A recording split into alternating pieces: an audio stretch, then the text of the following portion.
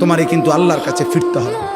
সুস্থ থাকো আর অসুস্থ হও, সুখে থাকো আর দুঃখে থাকো, আনন্দ থাকো আর বেদনায় থাকো, অসুস্থ থাকো আর সুস্থ থাকো, 3 বেলা ঠিক মতো খাও কিংবা না খাও, প্রতি মুহূর্তেই একথা মনে রেখো, তোমাকে কবরে যেতেই হবে, তোমাকে ফিরতেই হবে, ফিরতেই হবে।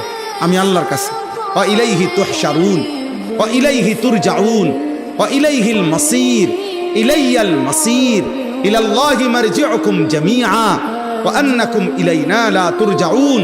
এই আয়াতগুলোর অর্থ এক, ফিরতে হবে, ফিরতে হবে, ফিরতে হবে। বান্দা আমার কাছে আসতে হবে, আসতে হবে। কোনোখানে তুমি লুকাইতেও পারবা না, আড়াল করতে পারবা না। পৃথিবীর সবচেয়ে গোপন ঘরে গিয়েও মৃত্যু থেকে তুমি বাঁচতে পারবা না। 7 তবক জমিনের নিচে গিয়েও বাঁচবে না। আটলান্টিক মহাসাগরের গভীর তলদেশে গিয়েও তুমি বাঁচতে পারবা না। হিমালয় পর্বতের চূড়ায় গিয়েও তুমি নিজেকে রক্ষা করতে পারবে।